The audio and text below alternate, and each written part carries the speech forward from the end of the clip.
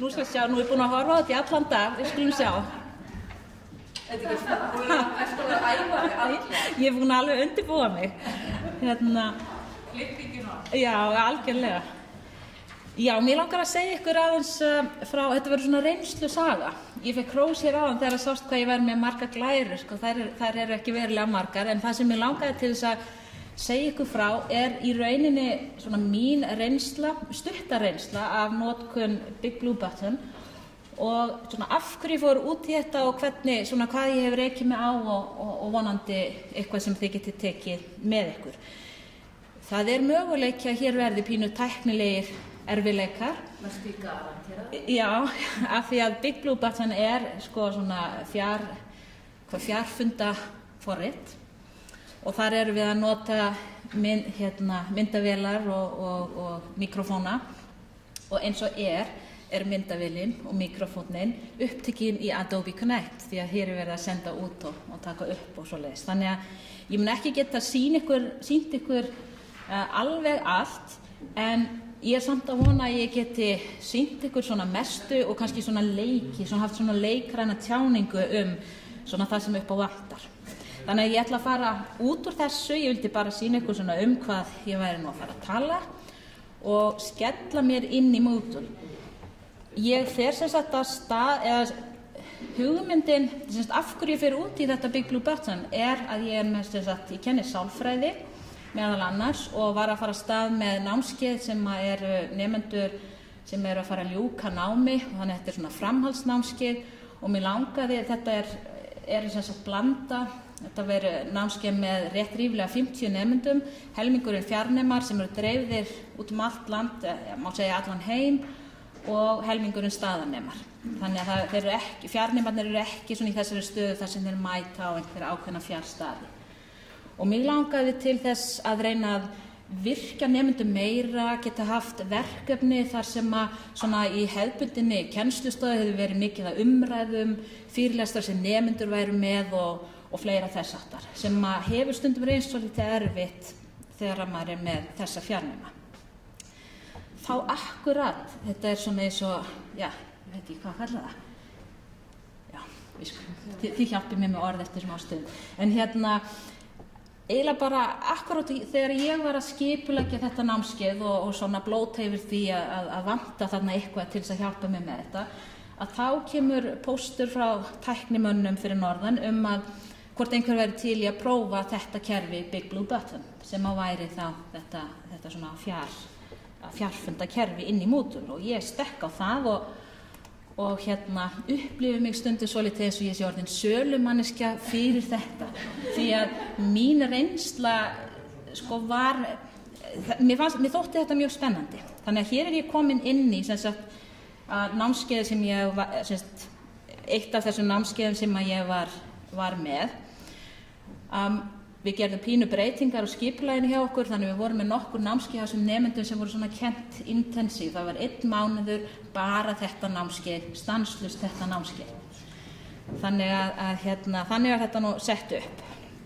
þannig að þetta er hér er ég nú það er nú að fara aftur upp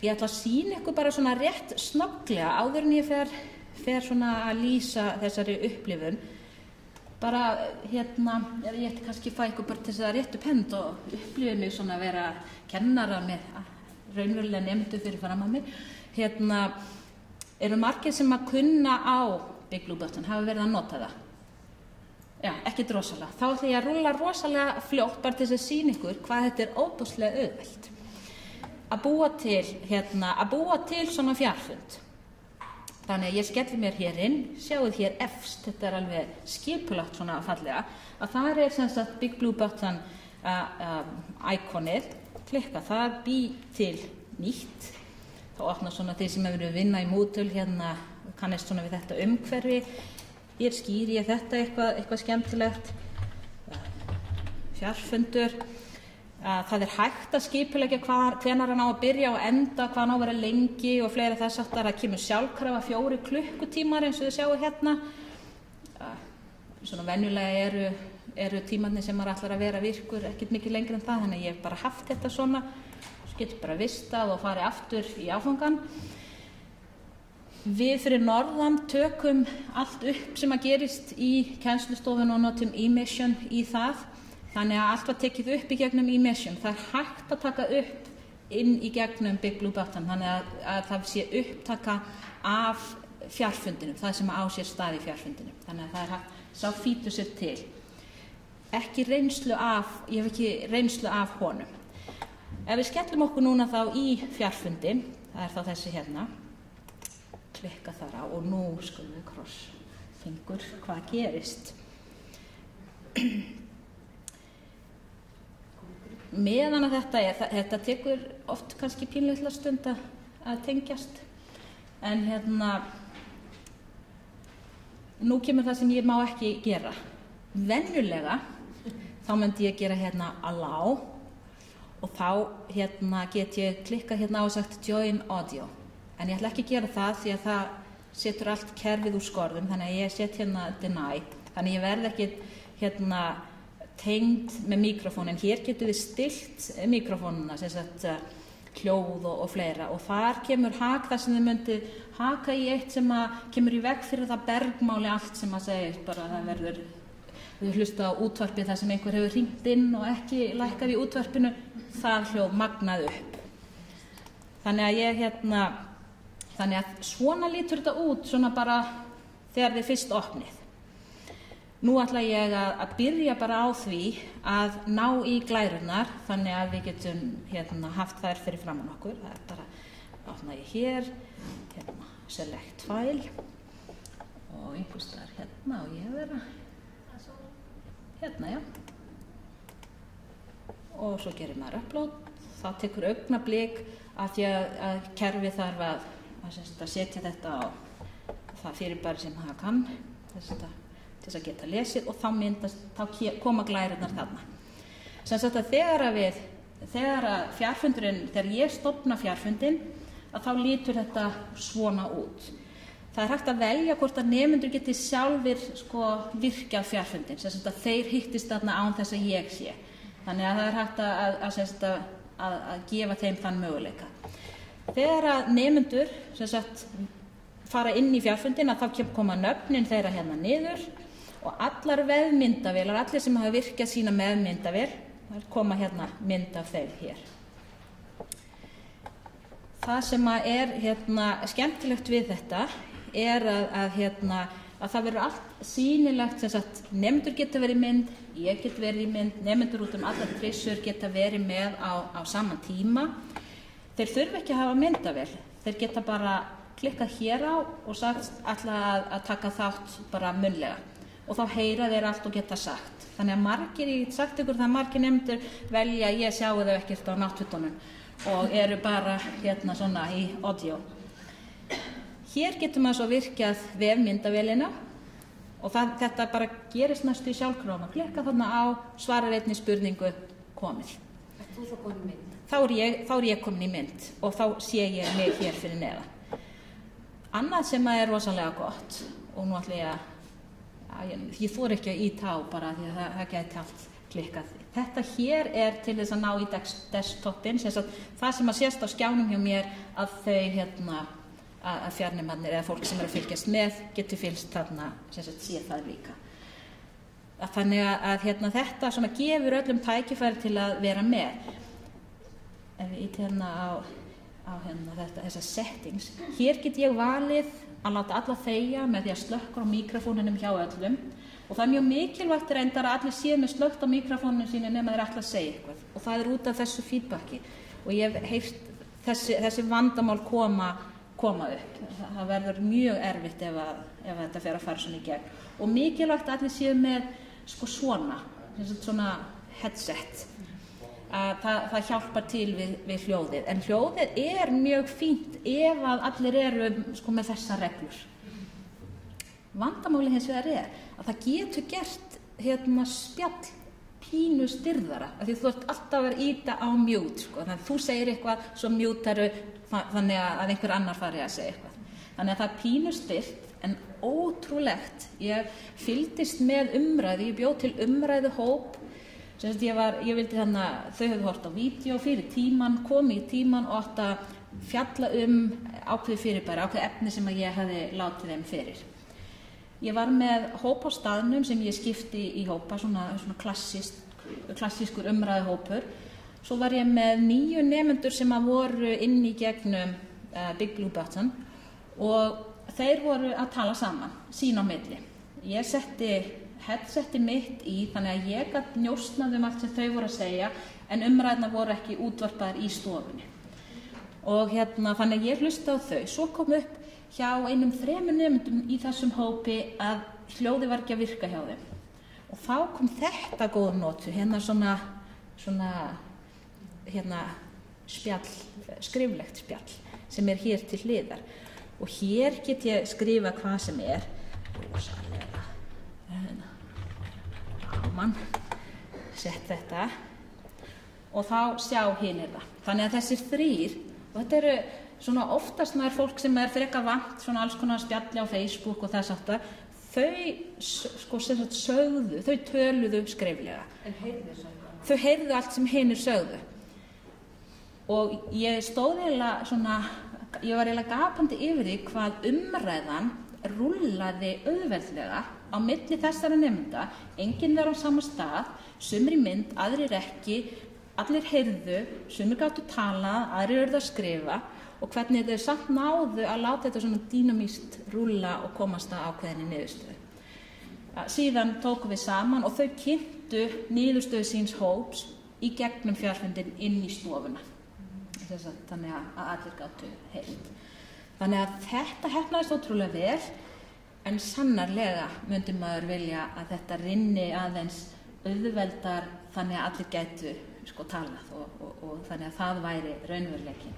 Það gæti verið að þetta sé tölvurnar hjá nemendunum, gæti líka verið eitthvað varðandi skipulagið á þessu kerfi.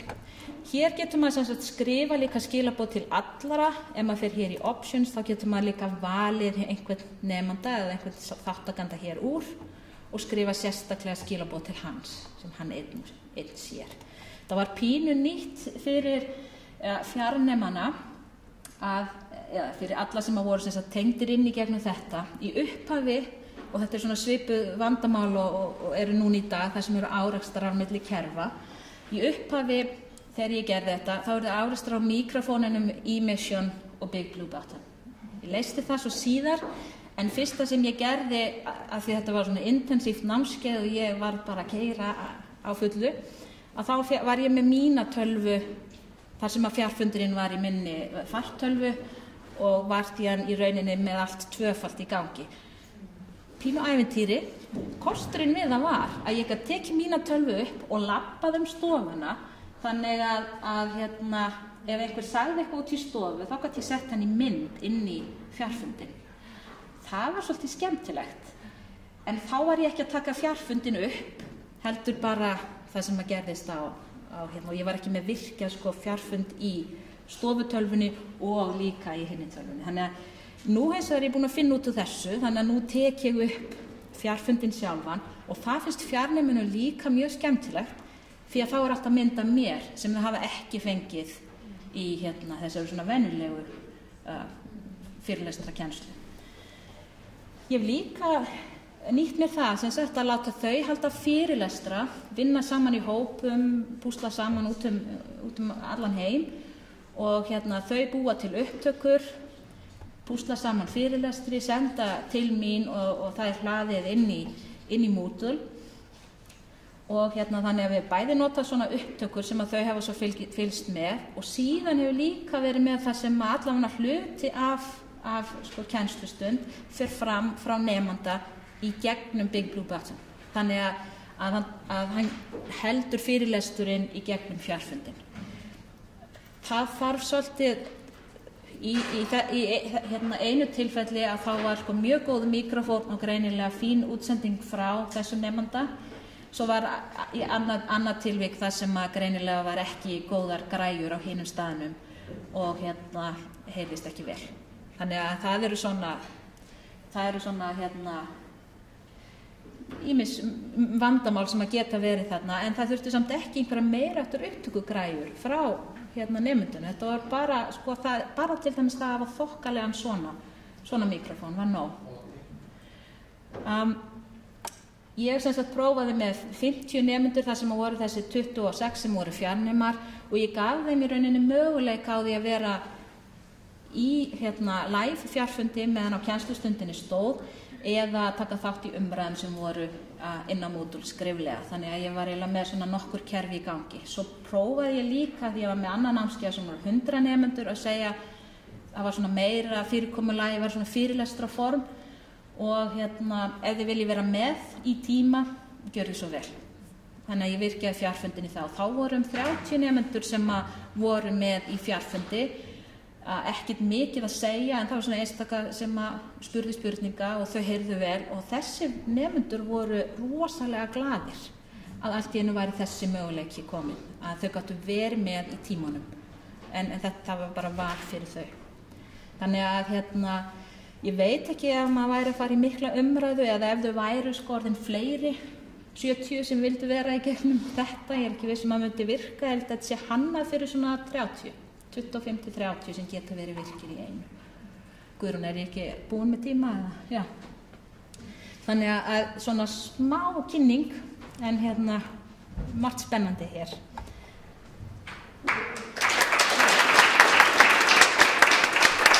Já, ég var beðinn að kynna Adobe Connect sem í raun og veru nákvæmlega eins kerfi, byggir á sömu tækni og Big Blue Button.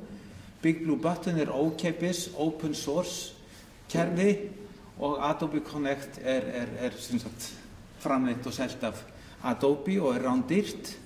En Háskóli Íslands nýbúinn að fá aðgang að þessu kerfi í gegnum alþjóðlegt samstarf eða norrænt samstarf og ég á nú ekki von á öðru en að það opnist fyrir bara öllum háskólum fljótlega. Ég held að það sé nú stefnan.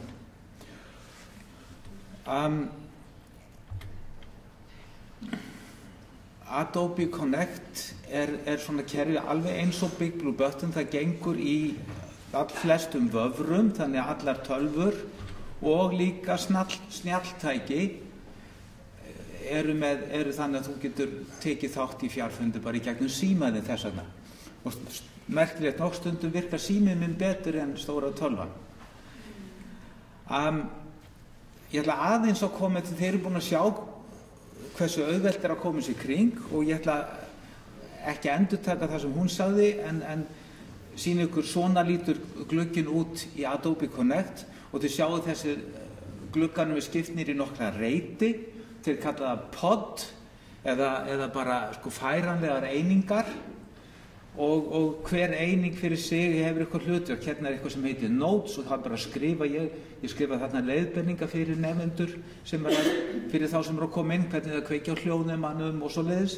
Svo hérna svona próf eða könnun ef þú vilt fá að vita hvernig skapi fólkið eða hvort því finnst þú skemmtilega leiðileg eða hvort það viti eitthvað jólasvein eða ekki. Eitthvað svoleiðis. Hérna þetta dagskrá fundarins, hérna þetta spjall sem við vorum að tala áðan og þáttakandalistinn. Og menn hafa 3 hlutverk, eru gestgjafar, kynnar og þáttakendur. Og þá fylgir ákveðið réttindi því. Gestgjafinn getur gert allt og kynnin getur kveikt og slökkt á myndavélum og hljóðnemanum og þáttakendur geta bara fengið hljóðnema ef að gestgjafinn gefur hún hljóðnema. Og svo hérna mynd upptaka og þessi mynd tekin bara hérna úr einhverju kennslustofu og þá ég með annars vegar með tölvuna mína fyrir framan mig og þið sjáið hérna að þetta mynd af mér sem sagt og svo önnur tölva sem snýr út í salinn og sýnir það. Þannig að þeir sem voru að fylgjast með þessum fundi þeir gátu séð bæði mig og hluta þáttakandunum. Og bara svo annað dæmi hérna eru 5 fyrirlesarar á fundi og 120 við sprengdum hérna eiginlega bara, við vorum með 120 þáttakendur og hérna svona próf og hérna svona könnun og á sama fund, hérna fundum við fullt af fólki og allir í mynd og hérna var að fundinum áðan og þá var svona smá auka viðbót sem maður getur sett inn til að fá fólki til að merkja hvar það er. Þannig að maður getur því sjáið að þáttakendurinn á þessum fundi, það var einn á Íslandi, hann heitir Róbjartur og svo þarna allir þessir voru á þessum fundi. Þannig að við getum, sem sagt, fólk hefur voðalega gaman að því að merkja við hvar það er. Þannig að það er svona, já, og við erum svona svolítið að, já, það er eitt sem segist þér í Afríku, það er alveg spurning, en það er, þarna, það sem er í gangi, þarna satt hver fyrir sig heima hjá sér og tók þátt í þessum fundi með 100 manns og þetta var fundur veffundi, það var svolítið skemmtilegt og við vorum að tala hvernig við skipuleggjum svona fundi þar sem að fullt af fólki er langt í burtu en allir saman. Og við erum búin að vera að gera tilraunir með þetta í nokkur ár og þess vegna hef ég haft aðgang að Adobe Connect og lært svolítið að nota það. Og núna loksins með digg, já því í raun og vera frumkvæði Ingvars og kennslur á menntavísindasviðs þá komst það í gegn að við höfum núna allir sem hafa netfang við Háskóla Íslands geta stofnað fund og boðið örugglega 100-200 manns inn á svona fund ef þeir vilja. Það sem ég ætla að nota restina af tímanum í er bara að gefa ykkur nokkur dæmi það hvernig ég hef notað svona fjarfundabúnað. Og ég verð að segja að þetta snýst allt nemenduna. Og ég nenni þessu vegna þess að nemendurnir eru þakklátir. Og stundum er bara einn nemandi, en ég bara, I'm making his day, eins og þau segja. Að einhver sem er veðurtepptur á Ísafirði eða hefur ekki efni að koma frá Sviss og bara langa til að vera með á staðlótu og þannig að þá bara segi ég ok, það er nú skildum að ekki staðlótuna og þótti bara að koma en sem sagt komdu bara í gegnum netið. Og hérna koma nokkuð dæmi. Hérna fékk ég kollega frá Bandaríkjunum til að vera með gestafyrirlestur.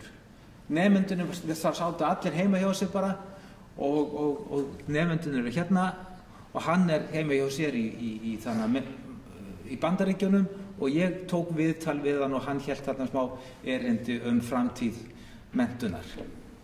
Þannig að við getum, með þessu getum við svoleiðis mergsogið fólki sem við hittum á ráðstefnum út allan heim, ert þú ekki til í að koma í viðtal hjá mér og mér nemendunum mínum? Þannig að það er kjör og það er allir með vefmyndavilja að geta komist í það og hljóðnema. Þannig að, og maður er jafnvel að fá menn sem er að selja sig á $70.000 á daginn ókeipis á svona fundi. Þannig að þarna eru möguleika fyrir okkur að fjölga kennurum á námskeiðunum okkar og þetta ger ég svolítið. Og svo sjálfsög að láta nemendurna halda fyrirlestra. Hérna er hún Cecilia að halda erindi ákveðna aðferð við skipulagningu námskeiða og þau skipta á milli sín sem sagt og á morgun eru 2 nemendur með kynningu hjá mér og ætla að kynna rannsóknargrein sem þau eru búin að liggja yfir. Þau var sem sagt fengu það hlutverk að skoða rannsóknargrein eitthvað ákveðið málefni og þau kynna það sikkur greinin á morgun á klukkutíma fundi. Og þá erum við yfirleitt með þá sem eru að kynna í mynd og svo erum við stundum nokkuð hérna inn í kennslustofu til þess að bjóða upp á að þeir sem vilja hitta fólk og koma við fólk og sjá fólk í raunveruleika, þá koma þau hingað og hinir eru heima hjá sér og stundum er einhver í næsta húsi heima hjá sér og stundum einhver bara í langt bortistan. Og svo er ég að senda út kennslustundi á staðlótu. Hérna eru nemendur að kynna niðurstöðu hópavinnu og þið sjáu hérna er myndavélin, hérna er tölvan með sem sagt sýnir annars vegar mynd af, ég veit ekki hversu vel þið sjáu það, en það er annars vegar mynd af salnum, kennslustofunni og hins vegar mynd af stelpunum að kynna.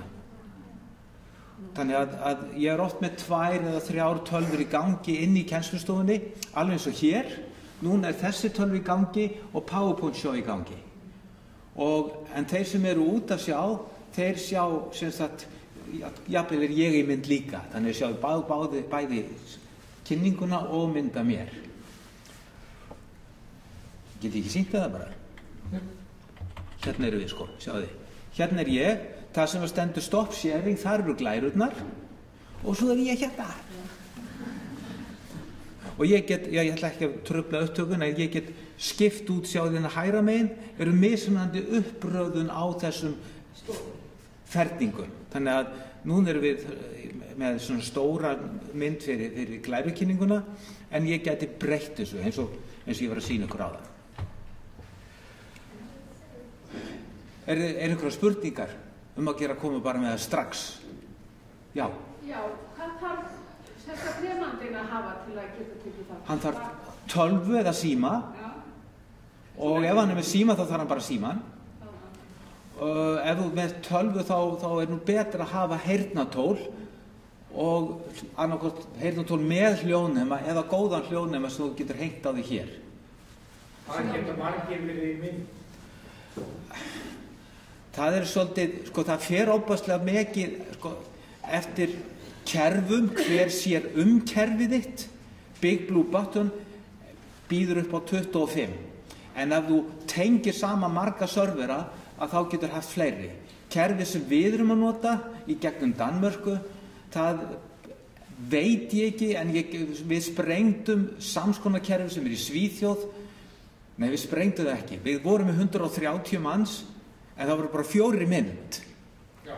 Og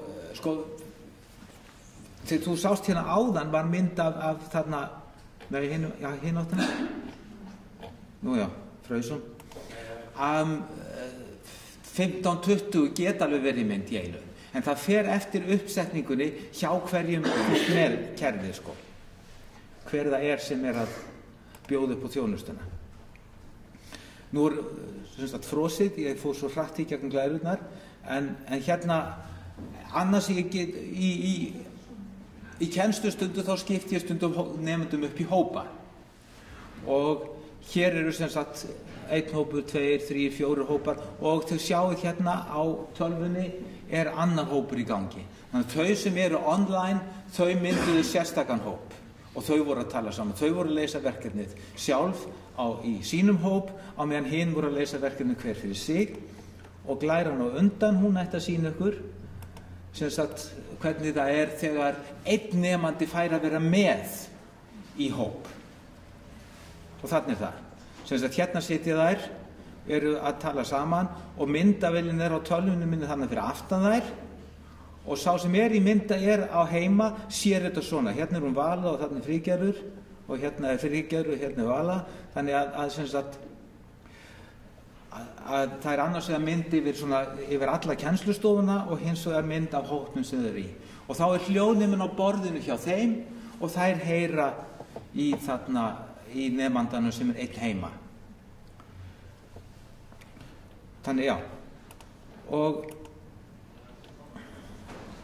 Og svo var það svolítið skemmtileg upplifun sem ég lenti í að svo voru þau sett í hópavinnu þar sem átt að vinna bara í hópum bara fyrir utan skólatíma og einn hópurinn var samsettur úr nemendum frá Akureyri, Ísafirði, Önundarfirði og Sviss og þær bara unnu ljómandi fínt verkefni saman í Adobe Connect, bara byggu sjálfa til sinn eigin hóp.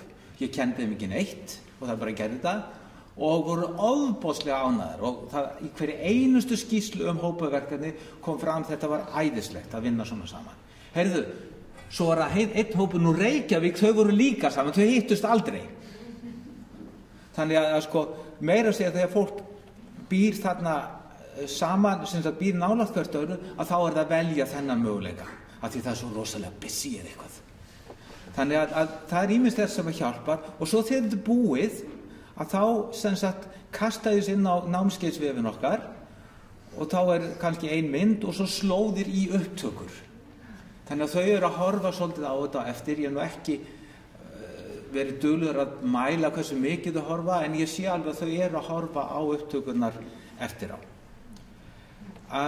Hvað svo? Hvað getur þú gert? Þú getur skráðið, þú getur farið þarna inn og slóðin átt að já, hún kannski ekki komin hingað, en við erum að byggja upp stuðningskerfi á mentamidja.hi.is og að sjálfsögðu verðum við nánu samstarfi við kemst.is, okkar kennslumiðstöð og sambland og allt saman. Þannig að þarna tíminn minn búinn, en þannig að þeir hafa hérna slóð og það að koma fullt af kennsluefni og leiðbeiningum og allt saman.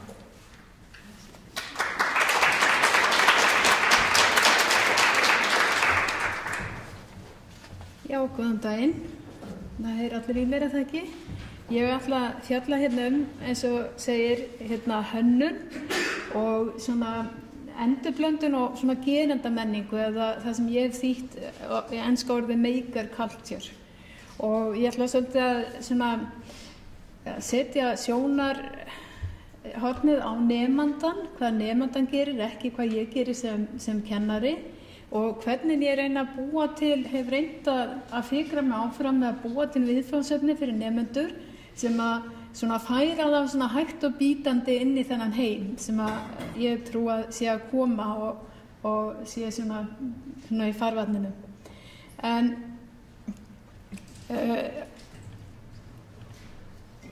ég svona aðeins til að setja ykkur inn í þennan hugsunarhátt að þá þetta hugsunarháttur sem byggir á svona opnum umhverfi, opnum hugbúnaði kannast margir við, en færri hafa heyrt hugtakið opið vélbúnaður, þar sem að líka vélbúnaðurinn, líka vélarnar sjálfar eru allar þannig að hver sem getur tekið vélina sundur. Og þetta hefur stundum verið svona þeir sem hafa verið að skrifa þetta hafa stundum lýst þessu umhverfi þar sem að nemandi getur unnið eins og tínsmiðir fyrir tíma eða tinkerer, og mér finnst það svolítið svona segjandi ef að ég brauð þessari mynd á loft þar sem að ritunartæki nemandans þarna lóðboltinn, þar sem hann að lóða saman og sama hátt eins og fólki sem fór á milli að lóðaði saman potta í gamla daga þá lóða nemendur saman og þeir lóða saman líka hluti sem eru í þrívídda rými, líka svona rökgrásir, og það ekki bara að þeir setji saman eitthvað sem að gerast eitthvað í netheimum og einhverjum hugbúnaði, heldur líka það sem að í þrívíddarheiminum og ætlað til þess að búa til einhverja virkni, einhverja skynjanir, loftræstikerfi eða vélmenni sem fara áfram. Og ég hef svona undanfarin ár verið að skoða nokkur svona samfélög sem að nota þeir að nota viðhorf og nota vinnubrögð sem að við í námsumhverfi skólana getum lært af. Og þessi samfélög eru til dæmis hackerspace sem að spretta upp úr svona hakkarasamfélögum þar sem að fólk tekur eitthvað hlut og breytir virknans, hikar ekkert við, segir ekkert það sem að framleiðandinn ætlast þess að ég geri við þetta, ég geri þessu bara, ég reyna að finna eitthvað nýtt og breyti þessu. Og síðan það sem að hefur líka verið kallað makerspace svona aðeins nýrra og tengist kannski menntamáli meira.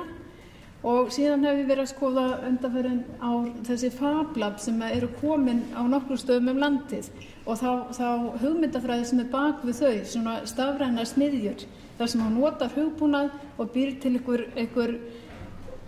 eitthvað í sem þrívíddarverkfæri, þrívíddarhluti.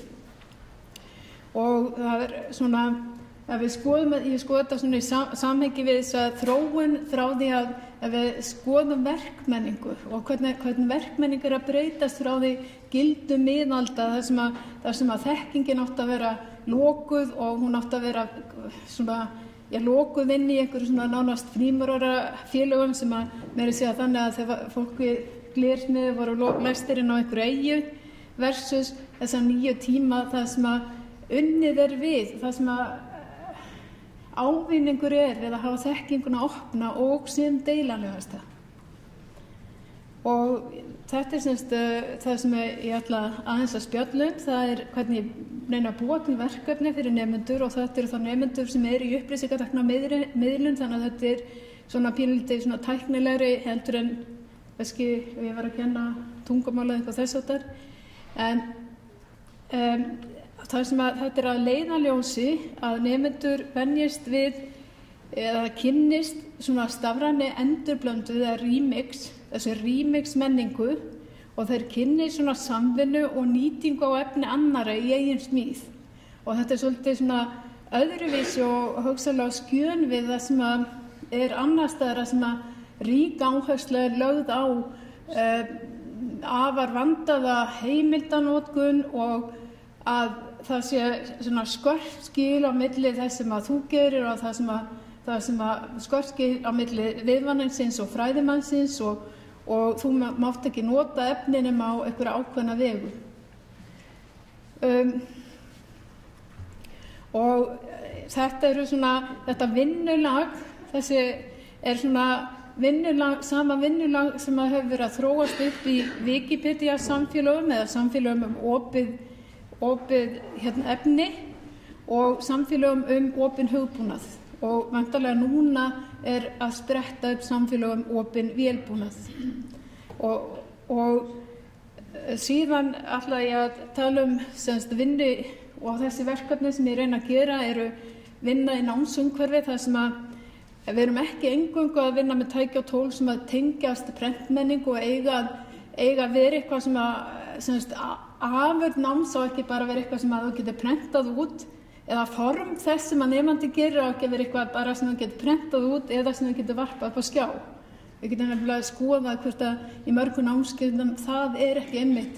Það að skrifa skýrslu, það að skrifa ritsmíðar og svo framvegis. Þannig að formið, afurðin, hvað mikið sem að hugsunin sem lögð í það sem nemandi gerir en það runnið upp úr prentmenningunni og frekar að reyna að skoða og beina nemendum í að búa til að gera verkefni þar sem að afurðin það er einhver svona smíði þar sem að þeir geta hannað einir eða með öðrum í tvívít eða þrívít og ég myndi vilja vera eingöngu í þrívít en tæknin bara ekki á þeim stigi að ég gæti gert það í augnablikinu og auk þess að tvívít, það að hann í tvívít það auðvitað hægt að skera í svona leysiskerum og fleiri tækjum þannig að það er svona leiðirni inn í þennan þrívítarheim sem að við erum að fara inn í. Og það líka að nemendur hanna eitthvað sem ætlað til endurgerðar og ætlað til þess að einhver annar, að þeir eru svona einhver hluti af einhverjum svona, ekki keðju því að þetta ekki línulegt ferli en það sem að þeir eru að gera eitthvað sem að ætlað til endurgerðar annarkvort þeirra eða annarra og ætlað til deilingar og þeir noti eigin smíði það sem að þeir hafa tekið frá öðrum. Ég líka að reyna að gera svona eins og ég sagði ykkur áðan og ég sýni ykkur svona aðeins myndrænt svona ég reyna að fella þetta inn í svona gerendamenningu eða maker culture og þessum smiðjum og svona eitt lykil atriði sem að mann heyrir sífellt muni heyra í fréttum og opinberu umræðu, ég veit ekki hvort það hefur einu sinni fengið ennþá íslenska þýðingu en það Internet of Things, það þegar netið stafræni heimur að fara út úr tölvunum og tengingunum, heldur komin inn í flestar tæki eða mjög mörg tæki í rými okkar og ekkert endilega tæki, heldur líka bara spjald upp á vegg eða eitthvað strikamerki á vöruna sem við kaupum. Einhverja merkingar sem eru á okkur sjálfum eða hlutum í umhverfi okkar sem að talast saman og myndar einhvers konar virkni eða heild. Og síðan eitt sem ég hef ekki unnið með, ég hef ekki haft tækifæri til að minna með en langar til þess að gera á næsta misseri, það að tengja þessa hugsun inn í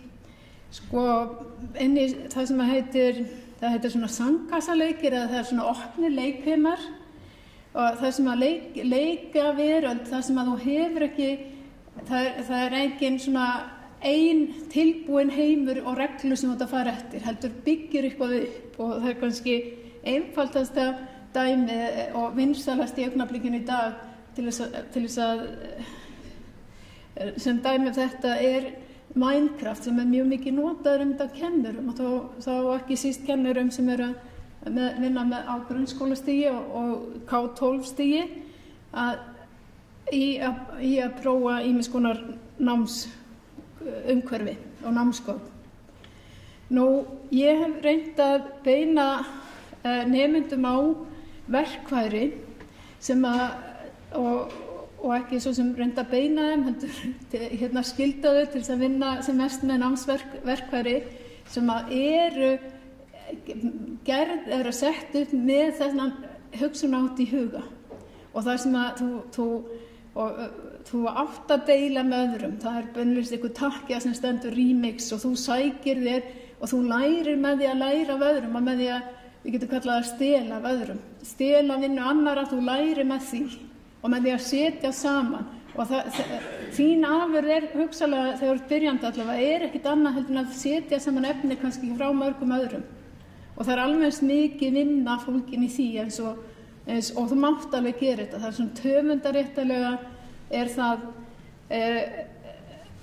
er það mögulegt og það er líka í þessum hugsunarhætti sem ég hef reynt að vinna við í sambandi við þessa gerð verkefna það mjög mikilvægt að þú vinnir í höfundaréttarlegum umhverfi það sem að mátt deila.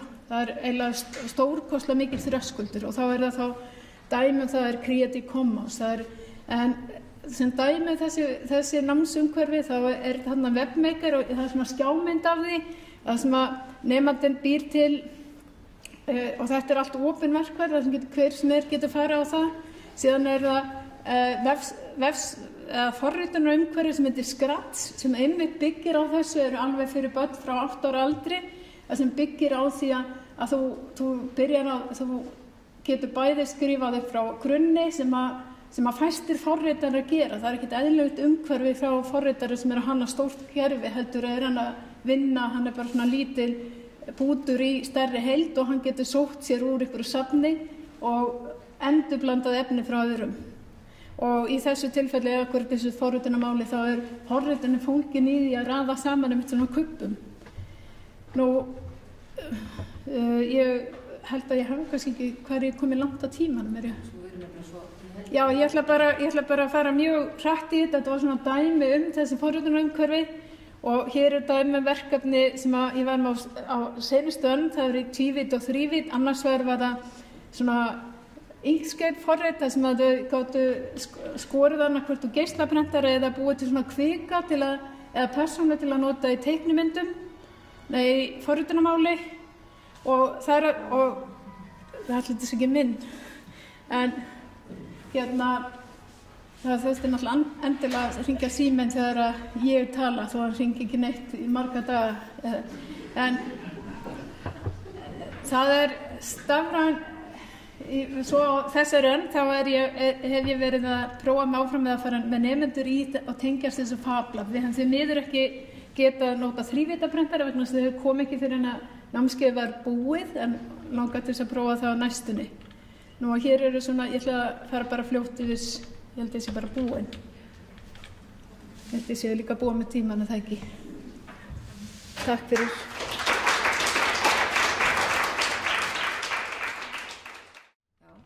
Síðast hér á dagskrá er Anna Helga Jónsdóttir úr HÍ sem ætlar að segja frá því hvernig hún hefur prófað að nota forritið Sókratív í stóru námskeiðum. Já, takk. Gjörðu svo vel, Anna Helga. Svona, takk fyrir kærlega. Ég heiti sem sagt Anna Helga Jónsdóttir og ég kenni fjölmennt námskeið í tölfræði við verkfræði og náttúruvísindasvið. Við erum vísindadeild.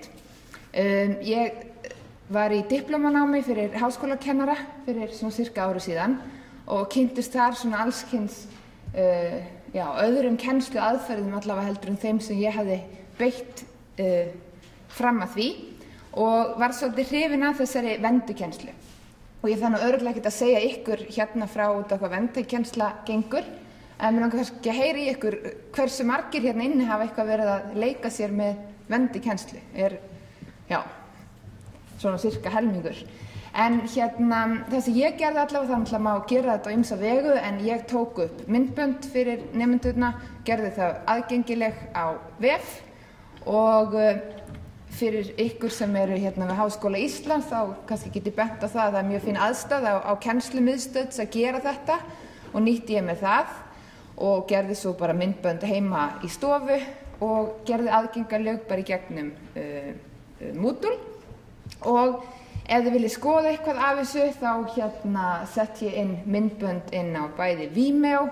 Þar eru svona fyrirlestrar þar sem ég er að falla svona fræðilega einhverjar tölfræði aðferðir og er að reikna einhver dæmi á þessum myndböndum og þessi myndbönd getur maður nálgast með að fara á Vimeo og bara leita Anna Helga eftir notendum.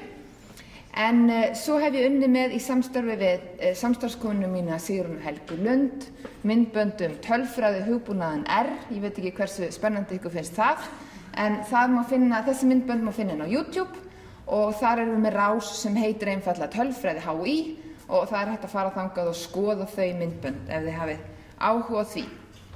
En ég ætla ekki að tala mikið það, ég ætla meira að tala hvað svo.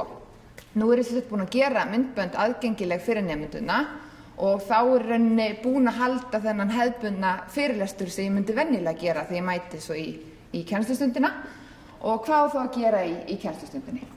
Ég sá að þarna gafst allt í einu tími að fara dýpra í efni sem ég hefði ekki getað gert áður og ég kenni tölfræði svo það er auðvelt að tengja það svona hvað er að gerast í þjóðfélaginu svo ég hefði allt í einu tíma í það sem var einstaklega skemmtilegt. En svo var það sem kannski var mest krefjandi, það var að fá nemendur til að vinna í tímum, að virkja nemendur í tímunum.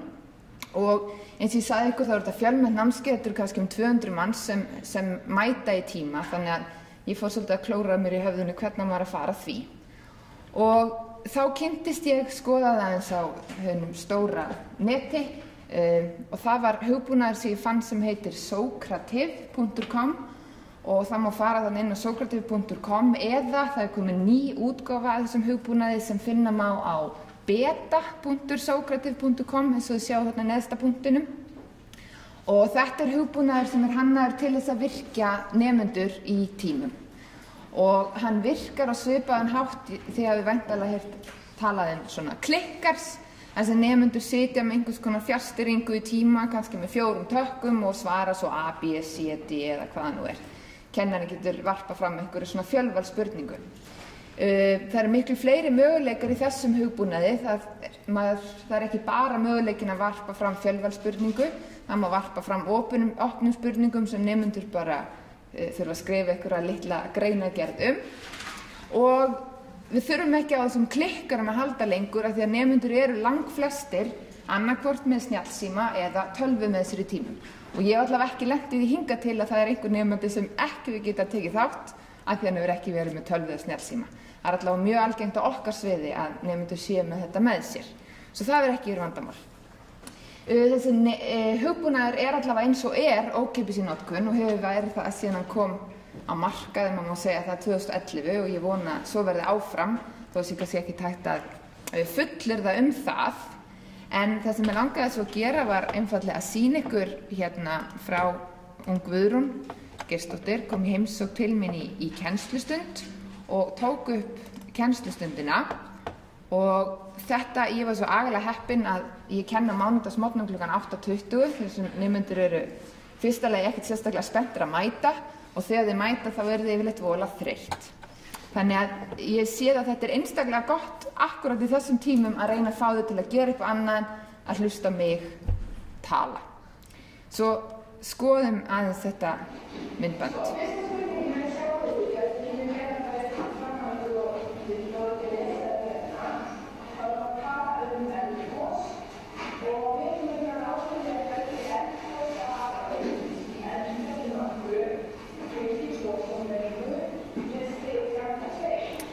Ég varpa sem sagt svona einhverju spurningu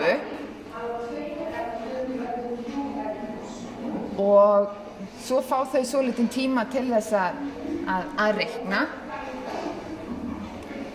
Þarna sjáu, ég get sýnt ykkur að betur á eftir, þarna geta þau fylgst með í rauninni svörunum, en ég fel þetta svona rétt á meðan þau eru að svara.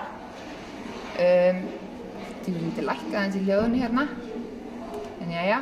Svo geng ég einfallega bara og aðstoða þá nemendur sem þurfa á hjálp að halda. Ég hvet þau til að vinna saman 2 og 2 og þau eru mjög duglega að hjálpa hvort öðru. Ég veit ekki hvort þið sjáu það, en ég get fylgst með því hérna upp í horninu hversu margir nemendur eru inn í kerfinu og ég get séð hversu margir nemendur hafa svarað spurningunni nú þegar. Svo ég get fylgst með svona hvernig gengur hjá þeim. Og eins og þið sjáu hérna á tölvunum þeirra, jú, þau eru svona flest að gera eitthvað, þó er svona nemandi hingað og þangað að gera eitthvað annað. Þessi er komin á Facebook. Aðrir nemendur nýta tíman betur. Þessi nemandi hefur fengið rangt svar, það er komið hérna rautt á skjáin hjá honum og velur þá að fara aftur í glósurnar og lesi svolítið til það. Og þau sjáu hérna, þarna væntanlega liður og langur tími, það eru margir farnir að gera eitthvað annað. Nú eftir svolítið stund þá skoðum við hvernig gekk og þá getum við birt svona stöpplaritt að niðurstöðunum og þetta hefur verið fjölvalsspurning með 4 svarmöguleikum og við sjáum hérna 18 hópar hafa svarað þarna einhverju, flestir hóparnir hafa svarað einhverju öðru. Þau verkefni sem ganga svona svolítið illa, hérna er ég búin að reikna dæmið upp á töflu, svo sé alveg á hreinu hvað hefur farið þarna fram. Dæmi sem flestir svara rétt, bara höldum við áfram og þurfum ekki að ræða það efnin eitt frekar. En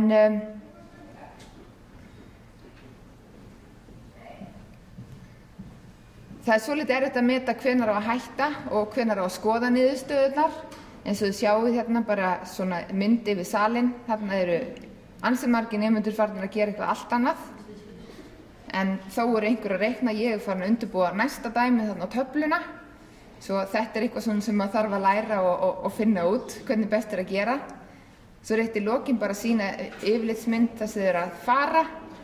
Að þetta er tími klukkan 8 mánudagsmorgni en það er samt nánast full mæting í tíman. Við vorum ekki alveg mætt klukkan 8, það fara svona tínast inn svona þegar líður á kennslustundina. Þetta er ég hér. Svona. Hvernig hefur gengið? Nemendur hafa verið mjög hrifnir að þessu. Ég kenni, nemendurnir mínir hafa mjög breiðan bakgrunn. Það eru nemendur sem eru mjög sterkan stærðfræðigrunn og finnst þetta svona frekar auðvelt. En það eru líka nemendur þarna sem hafa ekki sterkan grunn og eru svolítið að ströggla og þeim finnst þetta alveg frábært. Að hafa þessi myndbönd, geta skoðað þetta í rólegheitunum heima, stoppað og svona pælt og í þessu öllu saman og þau eru sérstaklega ánægð. Ég get fylgst með því hverjir allavega fara og skoða opna myndböndin og þau gera það, ég ætla nú alls ekki að segja þau gera það öll, en það er hátt hlutfall nemenda sem gerir það. Ég veit svo sem ekki hvort þau klára að horfa myndböndin en þau fara allavega inn og kíkja á þau. Og eins og ég segi nemendur, ég er oft spurð að því, eru þau ekki löngu hægt að mæta í tíma ef þetta er allt bara þarna á netinu og það hefur ekki verið raunin. Fyrir mig, mér hefur ekki þótt, maður gerir þessi myndbönd, þetta tekur svolítinn tíma og þá eru þau bara tilbúin og ég hefði hugsað svona fyrirfram, nú þegar ég er búin að gera þessi myndbönd, þá er þetta allt svo auðvelt. Ég bara kíki svona við í kennslustofun og ekkert vandamál, en þessir tímar finnst mér vera miklu meira krefjandi núna. Þarna bara kom upp skemmtilegar umræður, ég það miklu meira að vera svona, ég veit ekki, með á nótunum, maður getur ekki haldið bara sama fyrirlesturinn sem hefur haldið undanfarin 5 ár, eitthvað svoleiðis, reyna alltaf að koma eitthvað skemmtilegt inn í hvern tíma, svo í rauninni þurfti að undirbúa tímana betur og meira heldur en ég hafði gert áður, en fyrir viki verða tímani miklu skemmtilegri. Ég hef átt erfitt með að mæta ekki í tíman og halda bara fyrirlesturinn aftur. Mér þótti ég ekki vera að sinna mínu starfi ef ég svona er ekki að reyna að berja þessu ofan í þau, en ég hef svona verið að vinna svolítið með það. Mér þótt erfitt og það er kannski mitt vandamál frekar heldur en að þeim finnst óþægilegt. Virkilega flókin hugtök hefur mér þótt erfitt með að ekki fara yfir aftur í tímanum og svona sjá framan í þau þegar við erum að fjalla þessi hugtök. En eins og ég segi, þetta kannski meira vandamál mín megin heldur en þeirra, ég ekki alveg viss. En hér var lítið könnun í lok misseris, hversu ánægðir ertu með vendukennsluformið. Það eru langflestir nemendur sem eru bara mjög ánægðir með þetta. Og eins og ég segi, það helst í svona skriflegum athugasemdum í kennslukönnum, það eru helst nemendur sem tala þetta, ég með mjög veikan bakgrunn en þetta hefur alveg bjargað mér. Svo sérstaklega fyrir þessa nemendur hefur þetta gengið vel. Ég veit ekki hvort að ég held að ég sé búin að tala í 10 mínútur. Höfum við pínlítinn tíma, ég veit ekki hvort þið viljið prófa. Prófa að fara þarna inn, gerum það. Að ef þið farið inn í símanum ykkar eða vélunum, inn á beta.socrative.com, þá ætla ég að gera slíkt hið sama. Hér sjáu þið það, beta.socrative.com. Ég ætla að fara inn sem kennari. Þess að ég segi, það ókeypis að stofna svona aðgang. Þess ekki. Og ég gleymi hérna einu elli, ég mér ekki happa.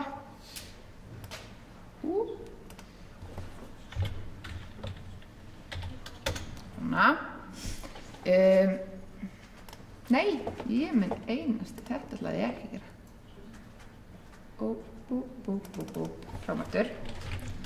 beta.socrative.com og ég fer inn sem kennari og þið farið inn sem nemendur með því að fara inn í kennslustofu númer 4, það kemur hérna rétt upp á þér, 42691, fáðu ekki upp svona glugga student login room number, eitthvað svo leys.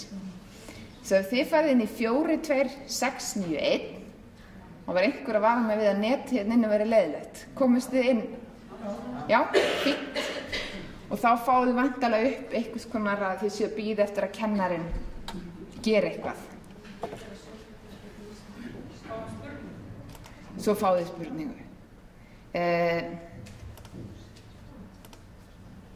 Eins og ég segi, það er að velja að senda svona fjölvalsspurningar. Nú ég bara búin að búa til eina fjölvalsspurningu. Það er hægt að senda opna spurningar. Maður getur valið að vera með fullt af spurningum og að nemendur bara fari í gegnum á sínum eigin hraða eða senda eina spurningu í einu. Og ég ætla bara að senda ykkur eina spurningu. Þið þurfið ekki að segja hvað þið heitið. Og nú væntanlega hafið þið fengið spurningu. Vona ég. 3, 4 og hérna getið fylgst með, það eru 11 nemendur inn í kennslustofunni, 4 nemendur sem hafa svarað, einhver að hugsa sig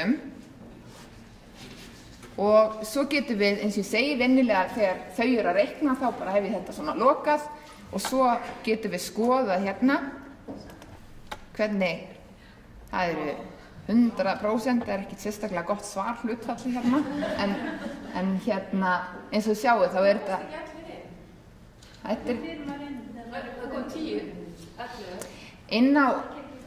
farið inn á beta.socrative.com og þar kemur upp þessi kassi, herbergisnúmer, þá er það 42691. Sjáu það hér.